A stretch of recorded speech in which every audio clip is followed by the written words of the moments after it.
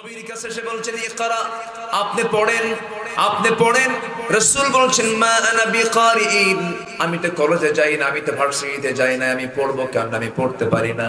আপনি পড়েন, আপনি পড়েন, আপনি পড়েন সেই মহান প্রভুর নামে যিনি মানুষকে সৃষ্টি করেছেন। ইকরা বিসমি রাব্বিকাল্লাযী খালাক। আমার নবীর বুকের সঙ্গে জিবরাইল বুকটা লাগায়া দিয়া শক্ত করে চেপে ধরে যখন তাকে ওইটা দেওয়া হলো, 5টা আয়াত দেওয়া হলো। কয়টা আয়াত বলেন? সূরাতুল আলাকের 5টা আয়াত নিলেন আমার নবীজি নিয়ে সেই জাবালের নূর থেকে নেমে এসে ইচ্ছা করলে পরে তিনি অন্য কাউকে দাওয়াত দিতে পারতেন। সবার আগে ঘরের মধ্যে ঢুকে বলছে খাদিজা জাম্মিলুনি জাম্মিলুনি, আমাকে বস্ত্র আচ্ছাদন করে দাও, আমাকে কম্বল আচ্ছাদন করে দাও। লাকাদ খাশিতু আলা নাফসি, আমি আমার জীবনের শঙ্কিত বাঁচবো কিনা জানি না। ওরে ওরে খাদিজা, আমার কাছে আল্লাহর পয়গম্বর, আমি আল্লাহর পয়গম্বর, আল্লাহ আমার কাছে ফেরেশতা পাঠিয়েছেন, আমি আল্লাহর নবী, তোমাকে বিশ্বাস হয় নাকি? খাদিজা চোখের পানি ফেলতে ফেলতে বলছেন আমার স্বামী গো, 15টি বছর ধরে দাম্পত্যময় জীবন চালালাম, যার মুখ থেকে অযাচিত কোনো কথা শুনলাম না, অপ্রাসঙ্গিক একটা বাজে বেহুদা কথা শুনতে পেলাম না, যার মুখ থেকে কোনোদিন একটা বারের জন্য একটা মিথ্যা বচন শুনতে পেলাম না। আপনি যে আল্লাহর নবী কোনো সন্দেহ নাই, বুঝতে পেরেছি, আপনি আমাকে পড়ায় দেন আশহাদু আল্লা। আমরা এখানে বসবাস করছি কয় ছাদের নিচে? এক ছাদের নিচে। আমরা যেমন দুনিয়াতে এক ছাদের নিচে এক পরিবারে আমরা বসবাস করছি, একসঙ্গে আমরা এই সময়গুলো কাটাচ্ছি, খাওয়া দাওয়া করছি, ঘুমাচ্ছি, আমাদের জীবন চালাচ্ছি। ও আমার মেয়ে, ও আমার ছেলেগুলো, তোমরা কি চাও না জান্নাতের মধ্যে আমরা এক জান্নাতে থাকতে চাই? তোমরা কি চাও না? কে হ্যাঁ চাই। তুমি যদি নামাজ পড়ো, তুমি যদি দিন মানো, তুমি যদি কোরআন মানো, এক জান্নাতে আমরা থাকবো। এইরকম করে দাওয়াতি কাজগুলো আমাদের প্রত্যেকটা পরিবারে দরকার আছে না নাই? স্কুলে যায় না সন্তান, স্কুলে যায় না সন্তান, কত শাসন করি। এরপরে প্রাইভেটে যায় না সন্তান, কত শাসন করি। ইংরেজি পড়ানো শাসন করি, বাংলা পড়ানো শাসন করি, অঙ্ক পড়ানো শাসন করি, ফিজিক্স কেমিস্ট্রি পড়ানো শাসন করি, কিন্তু কোরআন পড়তে পারে না, নামাজ পড়তে যায় না, ফজরের সন্তান ওঠে না। বাবা একটা বারের জন্য সন্তানকে ডাকে না, ওর নাকি ঘুম নষ্ট হবে। যারা ফজরে ঘুমায় তাদের কি ঘুম নষ্ট হয় না শরীর নষ্ট হয়? কি নষ্ট হয় বলেন? কি নষ্ট হয়? আল্লাহ বলছেন আসসালাতু খায়রুম মিনান নাওম, ঘুম থেকে নামাজ উত্তম। অতএব ওই সময় যারা ঘুমাবে তাদের রোগ আছে না নাই? যে পিতা তার সন্তানকে ফজরে ডাকতে পারে না সেটা ব্যর্থ পিতা। এটা যে মা তার সন্তানকে ফজরে ডাকতে পারে না সেটা ব্যর্থ মা, অযোগ্য মা, অযোগ্য পিতা। এগুলো ঠিক কিনা? আমি কি ভুল বলছি? তাহলে আমরা কি সবাই দাওয়াতি কাজ করতে রাজি আছি? সবাই রাজি আছি তো ইনশাআল্লাহ? আগে বাইরের আগে ভিতরে এসে দোয়া চাই, হুজুর সন্তানদের জন্য দোয়া করেন, সন্তানরা ইয়াবা খায়। ইয়াবা তো খাবি, তুমি খবর নিছো কি? আমি কি ভুল বলতেছি? ব্যবসার ভিতরে ঘন্টার পর ঘন্টা কাটিয়ে দিয়েছো, তোমার নিজের কাজে চরম ব্যস্ত ছিলে তুমি সারা জীবন, সন্তানকে বন্ধু বানাও নাই, নিজের মেয়েটাকে কাছে নিয়ে বসো নাই, পর্দার কথা বলো নাই, তুমি এখন আমার কাছে দোয়া চাইতে আসো। আমি কি ভুল বলতেছি? আমার নবীজির দাওয়াত ছিল আগে কোথায়? ঘরের ভিতরে। আমরা ঘরের ভিতরে, ঘরের ভিতরটা আমরা ঠিক করবো। জোরে বলি ইনশাআল্লাহ। ঘর আলোকিত হবে, সমাজ আলোকিত হবে, সমাজ আলোকিত হবে, দেশ আলোকিত হয়ে যাবে ইনশাআল্লাহ। বলে বউকে সালাম দেয় নাই সারা জীবনে একবার, এরকম বহু লোক আছে। বউকে যে সালাম দিতে হয় এটা অনেকে জানেই না। আজকে গিয়ে কি প্র্যাকটিসটা করবেন? দেখেন আস্তে আস্তে কই না হুজুর, এটা কাম দিলেন আপনি। সবাইকে আজকে বউকে গিয়ে সালাম দিবেন? জোরে করে সবাইকে সালাম দিবেন? হয়তো বুড়ো চাচারা যদি আজকে সালাম দিতে যান, হয়তো বা বুড়ি বলবে সারা জীবন দেওয়া না, আজকে ভাগ্যা শুরু করছো না, হয়তো বলবে, কিন্তু প্র্যাকটিস করে ফেলবেন, দেখবেন পরিবারটা জান্নাতের টুকরা হয়ে গেছে। বলেন আলহামদুলিল্লাহ। সব জায়গায় আমরা ইসলামকে চালু করে দেব। জোরে বলি ইনশাআল্লাহ। এটাই দাওয়াতি কাজ। নাম্বার 2 দায়িত্ব হলো রাসূলের মানুষকে সতর্ক করা। মানুষকে কি করা? বলেন মানুষকে কি করা? ওয়ানযির আশীরাতাকাল আকরাবিন, ওয়ানযির আশীরাতাকাল আকরাবিন। সূরা শুআরা আয়াত নাম্বার 211। হে রাসূল, আপনি আপনার আত্মীয় স্বজনকে সতর্ক করুন। আল্লাহু আকবার বলেন। তাহলে আত্মীয় স্বজনদেরকে সতর্ক করার দরকার আছে না নাই? নিজের বোনের খবর রাখে না, নিজের ভাইয়ের খবর রাখে না, ধর্ম ভাই আর ধর্ম বোন বানায়। আছে নাকি এগুলো? নাজিরপুর এলাকায় আছে এগুলো? নিজের বোনের খবর নাই, ধর্ম বোন বানায় রাখছে। আচ্ছা, ধর্ম বোনের সঙ্গে কি দেখা করা জায়েজ? আজ থেকে দেখা করা জায়েজ? আমার বন্ধুগণ, আমার নবীজির 3 নম্বর দায়িত্ব হলো, আল্লাহ রাব্বুল আলামিন রাসূলকে বেশ কিছু দায়িত্ব দিয়েছেন। এর মধ্যে 1 নম্বর দায়িত্ব হলো দাওয়াতি কাজ করা, নাম্বার 2 হলো মানুষকে সতর্ক করা, নাম্বার 3 হলো মানুষকে আল্লাহর দিকে ডাকা। কার দিকে ডাকা? আল্লাহর দিকে ডাকা। নাম্বার 5 হলো উপদেশ দান করা। আমার নবীজিকে আল্লাহ তাআলা উপদেশ দান করার জন্য নির্দেশ করেছেন, ফাযাক্কির ইন্নামা আনতা মুযাক্কির। আপনি মানুষকে নসিহত করুন, আপনি মানুষকে দাওয়াতি উপদেশ দেন, সুন্দর সুন্দর কথা বলবেন। নাম্বার 5 হলো মন গড়া কথা না বলা। আমার নবীজি সারা জীবন যা কিছু বলেছেন নিজের কথা না, রবের কথা। কার কথা? রবের কথা। আর রাসূলকে যারা মানে না, রাসূলের নেতৃত্ব যারা মানে না, তারা সবাই বলে রবের কথা না, নিজের কথা, বাপের কথা, স্বামীর কথা। ঠিক আছে না? একজন স্বামী নিয়ে ব্যস্ত, আরেকজন বাপ নিয়ে ব্যস্ত। একজনের স্বামীর দেশ, আরেকজনের বাপের দেশ, মাঝখান দিয়ে আমরা শেষ। ঠিক কি না? ওগুলোর পিছনে আমরা যাব না। ওরা ধোঁকাবাজি করে। সেই নেতৃত্ব আমরা মানবো যে নেতৃত্ব আমরা আখিরাত পর্যন্ত পাবো, মুহাম্মদ সাল্লাল্লাহু আলাইহি ওয়াসাল্লাম। আল্লাহ কবুল করুন, জোরে বলি আল্লাহুম্মা আমিন। নাম্বার 6 হলো দিন প্রচারে বল প্রয়োগ না করা। দিন প্রচারে বল প্রয়োগ না করা। আমার নবীজি খুব অস্থির হয়ে যাচ্ছিলেন, দাওয়াতি কাজ করছেন কিন্তু কাজ হচ্ছে না। নবীজি অস্থির হয়ে যাচ্ছিলেন। আল্লাহ তাআলা বলছেন, লাস্তা আলাইহিম বিমুসাইতির ইল্লা মান তাওয়াল্লা ওয়া কাফার। আমি আপনাকে দারোগা করে পাঠাই নাই। এত অস্থির হওয়ার দরকার নেই। হেদায়েতের মালিক কে? আসতে বলবেন না, হেদায়েতের মালিক কে? আমার নবীজির আপন চাচা, গ্রাম্য চাচা না, ফেলে দেওয়া চাচা না, ঘরের চাচা, বাবার আপন ভাই, একই মায়ের পেটের ভাই।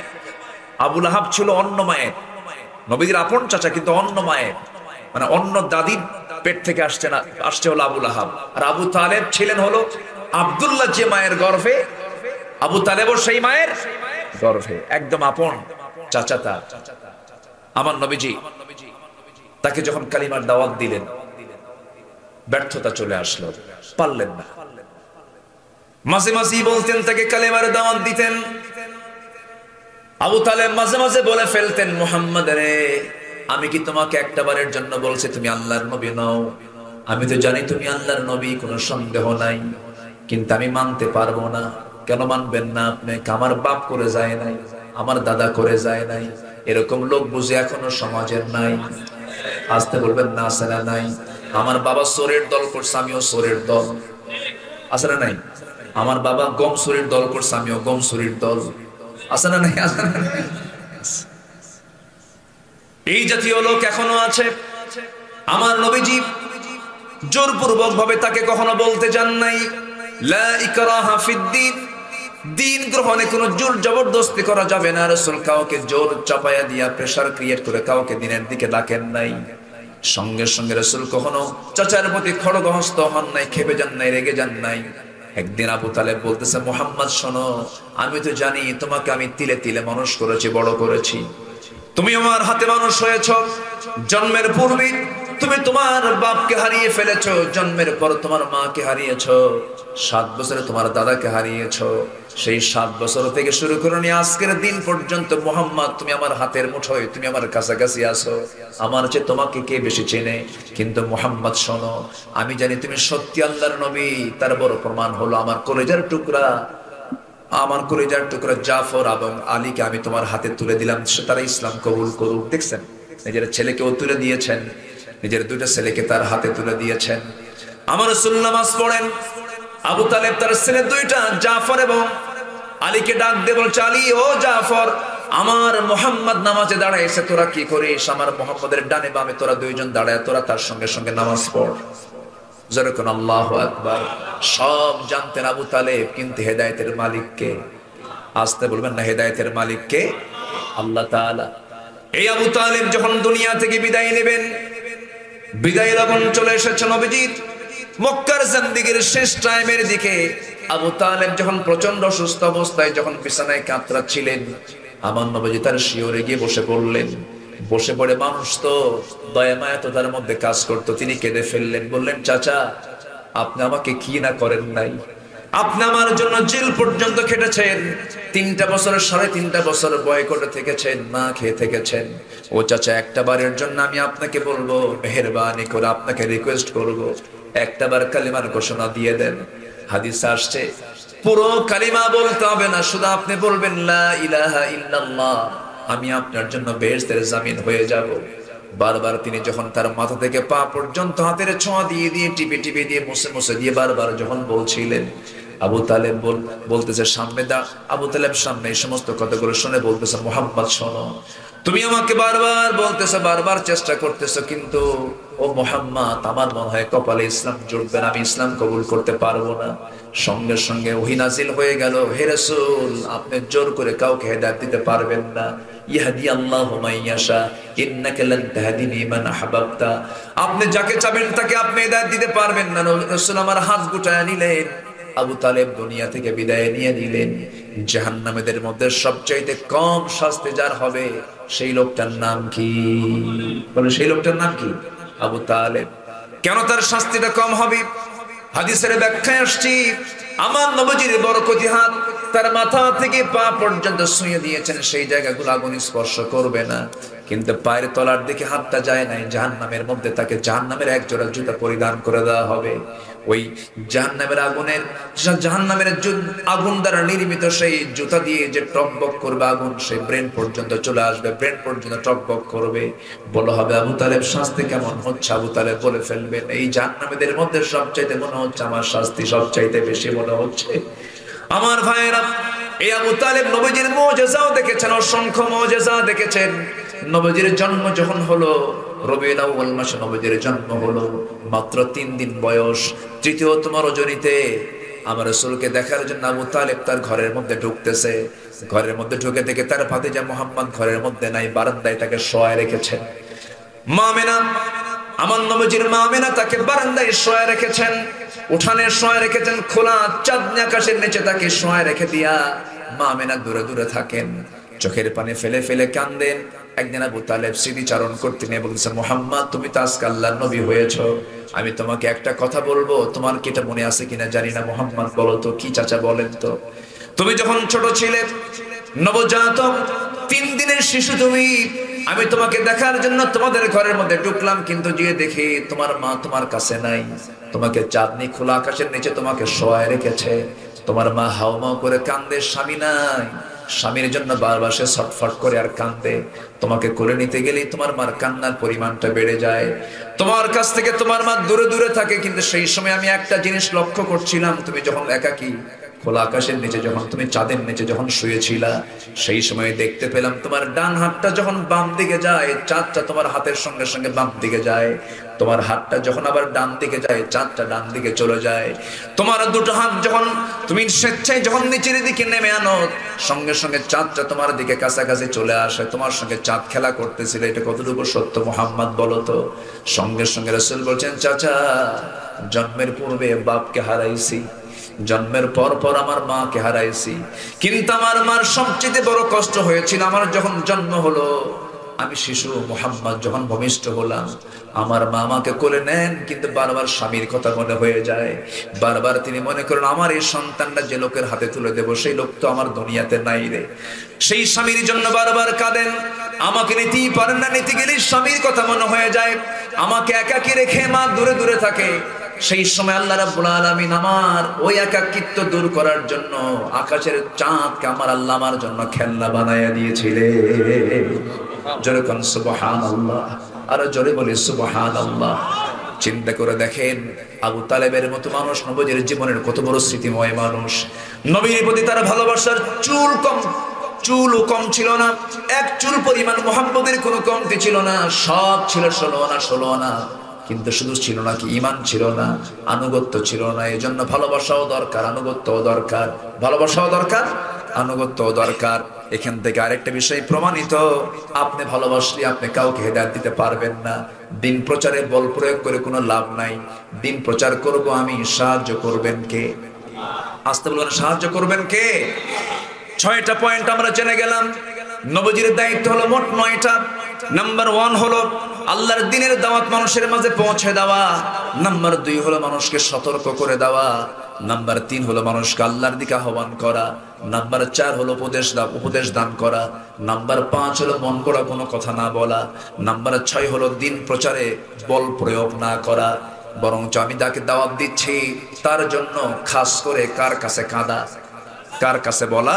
আল্লাহর কাছে বলা, আল্লাহর সামনে রোনাজারি করা, ও আল্লাহ তোমার এই বান্দাকে আমি আজকে কালিমার দাওয়াত দিতে যাচ্ছি, আল্লাহ তুমি তাকে হেদায়েতের পথে কবুল করে নাও। এমন করে সেজদা দিয়ে দিয়ে তার জন্য কাঁদবো, তাকে কি দাওয়াত দেব? আল্লাহর ফয়সালা, আল্লাহ রাব্বুল আলামিন তাকে হেদায়েতের দিকে নিয়ে আসবেন। কারণ আমি শুধু দাওয়াতটা পৌঁছে দেওয়ার বান্দা, কবুল করার মালিক আমার আল্লাহ। নাম্বার 7 হলো নবীজির দায়িত্ব মোট 9টা কোরআনের আলোকে। নাম্বার 7 হলো আল্লাহর দ্বীনকে বিজয়ী করার জন্য মুজাহাদা করার চেষ্টা করা। আল্লাহ রাব্বুল আলামিন রাসূলকে দুনিয়াতে কেন পাঠিয়ে দিয়েছেন? কোরআনকে প্রশ্ন করুন। আল্লাহ রাব্বুল আলামিন সুন্দর করে দুটো জায়গায় বলেছেন, হুয়াল্লাযী আরসালা রাসূলাহু বিল হুদা ওয়া দীনিল হাক্কি লিইয়ুযহিরাহু আলাদ দ্বীনি কুল্লিহি ওয়া কাফা বিল্লাহি শাহীদা ওয়ালাউ কারিহাল মুশরিকুন। সূরাতুল ফাতহ এসেছে, সূরাতুস সফ এসেছে। আল্লাহ রাব্বুল আলামিন তার রাসূলকে দ্বীনে হক দিয়ে দুনিয়াতে পাঠিয়েছেন যেন তিনি কি করতে পারেন? সকল দ্বীনকে পরাজিত করে যেন তিনি আল্লাহর জমিন আল্লাহর দ্বীনকে বিজয়ী করেন। এই জন্য আমি তাকে পাঠিয়ে দিয়েছি। আল্লাহর দ্বীন পরাজিত থাকবে না, বিজয়ী হবে। আসতে বলেন, পরাজিত থাকবে না, বিজয়ী হবে। বিজয়ী করার জন্য কাজ করার দরকার আমাদেরও আছে না নাই? আসতে বলবেন না, আছে না নাই? নামাজ আদায় করা কি? নামাজ টাইমের সংগ্রাম করা কি কম ফরজ? কম ফরজ না সমান ফরজ? ফরজ তো ফরজই, ফরজের কোনো মাফ আছে? নফল বাদ গেলে কোনো সমস্যা নাই। তবে হ্যাঁ, আপনার জন্য একটু লস, বড় ক্ষতি হবে না। নফল বাদ চলে গেছে, তেমন বড় ধরনের কোনো ক্ষতি হয়ে যাবে না, কিন্তু ফরজ লঙ্ঘিত কোনো গুনাহ করা যাবে না। আল্লাহ বলছেন, বান্দায় বড় বড় কবিরা গুনাহগুলো ছেড়ে দিবি, ছোট ছোট গুনার দিকে আমি আল্লাহ তাকাবই না। কেউ তো সুবহানাল্লাহ বললেন না? জোরে বলেন সুবহানাল্লাহ। আমার দেশের হুজুররা মারামারি করে কবিরা গুনাহ নিয়া না ছোট ছোট গুনাহ নিয়া? ঠিক আছে না? বড় বড় কবিরা গুনাহ, সুদের ব্যাপারে কোনো কথা নাই, জেনার ব্যাপারে কোনো কথা নাই, মদের বোতল নিয়ে কোনো কথা নাই। মদের বোতল দেখে দেখে এয়ারপোর্টে চড়ে, আবার মদের বোতল দেখে দেখে এয়ারপোর্ট থেকে চলে আসে। মদের বোতল দেখে আর কয় আলহামদুলিল্লাহ। ওই জায়গায় কোনো ফতুয়া কাজ করে না। ওই মদের বোতল এয়ারপোর্টে থাকতো না।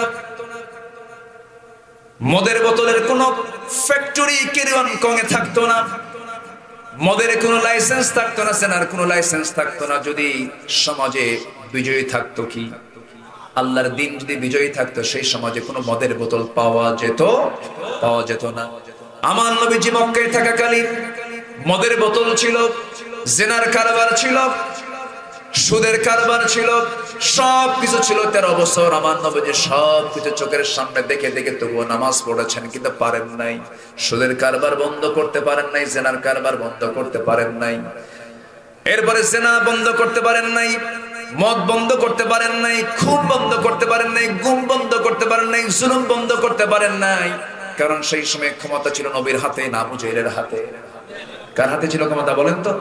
বরং আমার নবী ওই মক্কায় থাকাকালীন যেদিন থেকে নামাজ ফরজ হয়ে গেছে, মেরাজের রজনীতে নামাজটা ফরজ হলো, আমার নবীজি নামাজ যখন ফরজ হয়ে গেছে, নামাজ রাসূল যে পড়েছেন, প্রথম কিবলা ছিল বাইতুল আকসা। নামাজ পড়তে পড়তে হঠাৎ করে আল্লাহ রাব্বুল আলামিন তার মনের আশা কবুল করলেন। তার কিবলা হয়ে গেল বাইতুল আকসা না বাইতুল হারাম? বাইতুল ফাওয়াল্লি ওয়াজহাকা শাতরাল মসজিদিল হারাম। আমার নবীজি মসজিদ হারামের দিকে নামাজ পড়া শুরু করলেন। কিন্তু মসজিদ হারামের দিকে নামাজ পড়তেছেন, কিন্তু কাফের আবু জেহেলরা ওই বাইতুল হারামের ভিতরে আল্লাহর এই নিজের ঘর, আল্লাহর ঘর, বাইতুল হারামের ভিতরে তারা 360টা মূর্তি সাজিয়ে রেখেছে। রাসূল 13 বছর ওই মূর্তিগুলোকে সামনে রেখে বাইতুল হারামের দিকে হয়ে নামাজ পড়েছে।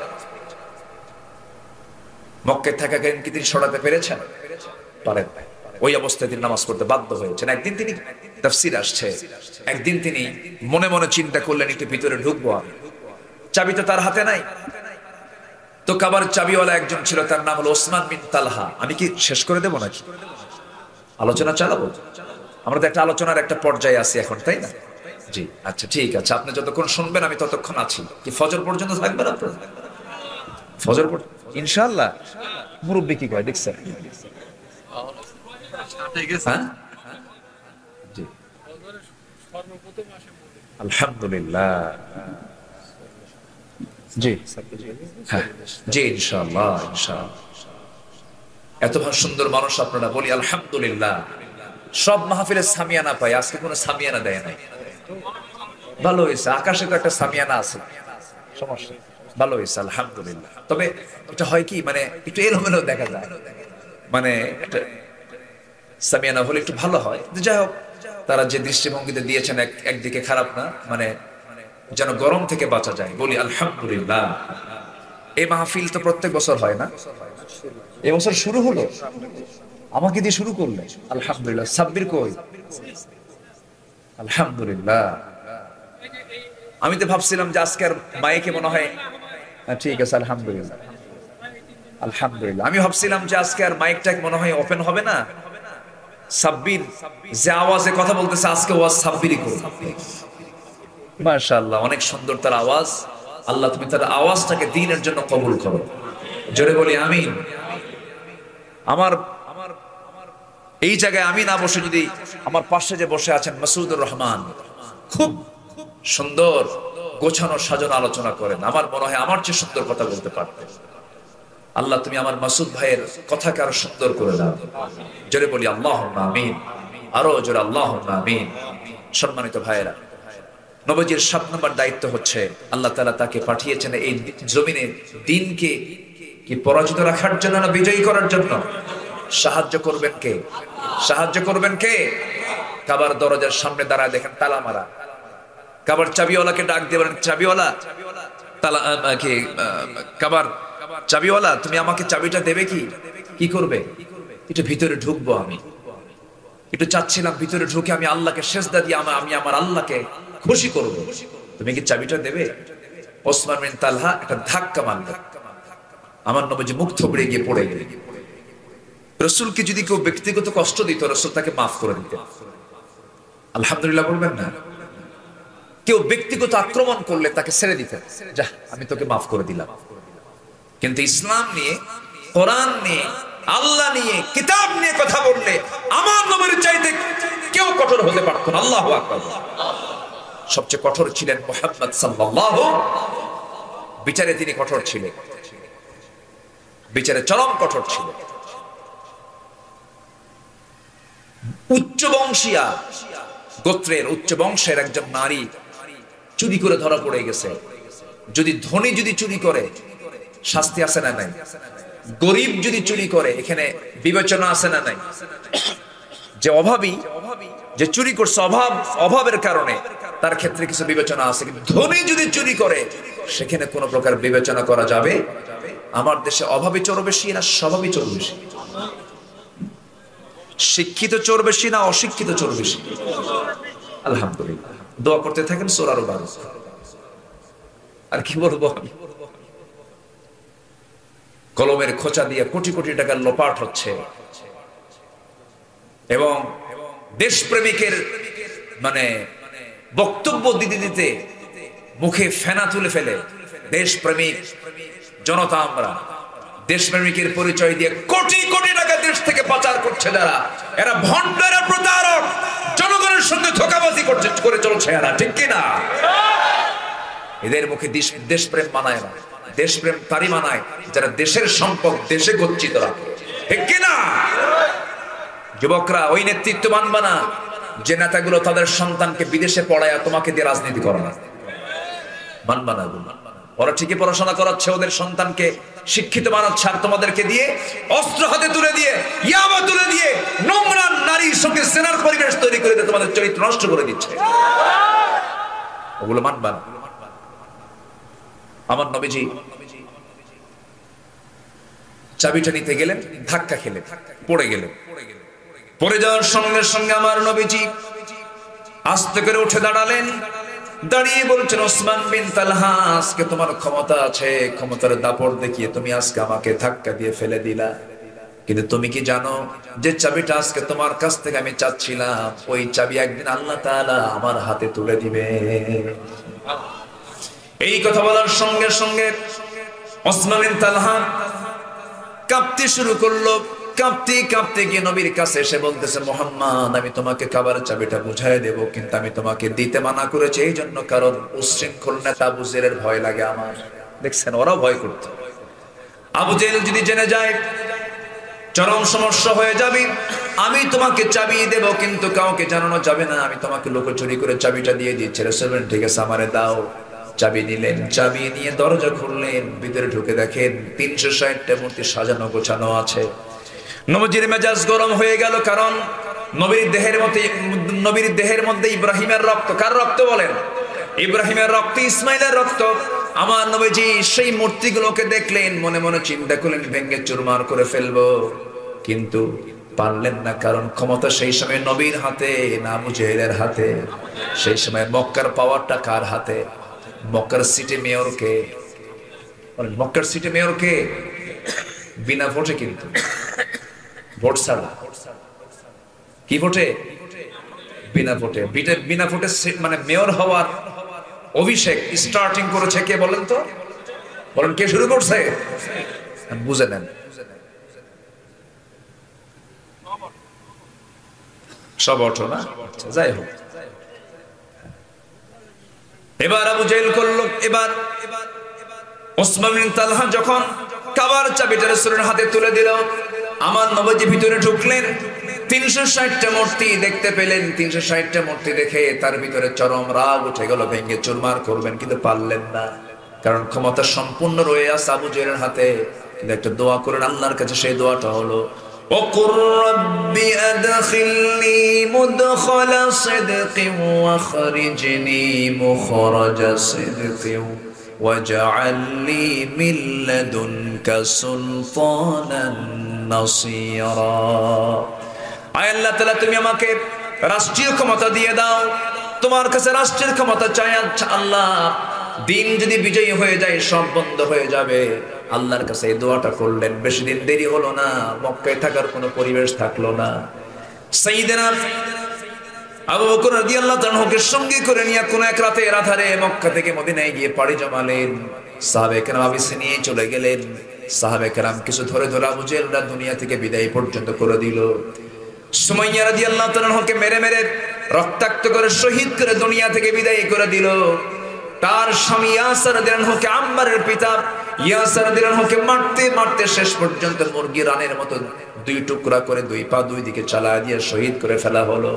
নবীজি এই সমস্ত দৃশ্যগুলো দেখছিলেন, চোখের পানি ফেলে ফেলে বলছেন, আল্লাহ, আমাকে রাষ্ট্রীয় ক্ষমতা দিয়ে দাও। মক্কা ছাড়লেন, মক্কায় থাকতে পারলেন না। রাস্তার মধ্যে তাকে আটকায় ফেললো, সেখানেও তারা আক্রমণ করার চেষ্টা করেছে, তাকে মেরে ফেলার চেষ্টা করেছে। জাবালে সূরে তারা আক্রমণ করার চেষ্টা করেছে। সব জায়গায় সাহায্য করেছেন কে? আসতে বলবেন না, কে? আমাদেরকে সাহায্য করার জন্য কে আছেন? কে আছেন? সে আল্লাহ কি নাই? আল্লাহ আছেন। মক্কা থেকে মদিনায় পাড়ি জমালেন। মদিনায় যাওয়ার সঙ্গে সঙ্গে সেখানে গিয়ে ইহুদি বনু কুরাইজা, বনু কাইনুকা সহ বহু গোত্র যারা ছিল তাদের সঙ্গে বিভিন্ন চুক্তির মধ্য দিয়ে ছোট্ট একটা নগর রাষ্ট্র গড়ে তুললেন। মদিনায় ক্ষুদ্র একটা রাষ্ট্র গড়ে তুললেন। 1 বছরে যেতে না যেতে মক্কার কুরাইশরা মদিনা পর্যন্ত আক্রমণ করে বসার পরিকল্পনা করলো। বদর প্রান্তর পর্যন্ত চলে গেছে। ওই বদর প্রান্তরে মাত্র একটা উট নিয়া, তরবারি নাই, খেজুর গাছের ডাল নিয়া, 313 জন সাহাবী নিয়া 1000 অস্ত্র শস্ত্রে সজ্জিত আবু জেহেলদের বিরুদ্ধে মোকাবেলা করেছেন সাহাবীরা। সাহায্য এসেছে কার? প্রান্তরে আমি আল্লাহ হাজার হাজার ফেরেশতা পাঠিয়ে দিয়ে তোমাদেরকে বিজয় দিয়েছি। সে আল্লাহ আজও দুনিয়াতে আছেন না নাই? আর সে আল্লাহ এখন আছেন না নাই? বলেন আমাদের সাহায্য করার জন্য কে যথেষ্ট? আমাদের বিজয়ের জন্য সংখ্যা দরকার না সাহায্য দরকার? আমাদের বিজয়ের জন্য অস্ত্র দরকার না ঈমান দরকার? ঈমান দরকার। ঈমান হলে পরে আর সাহায্য আসবে আল্লাহর, বিজয় হবে আমাদের। বলেন আলহামদুলিল্লাহ।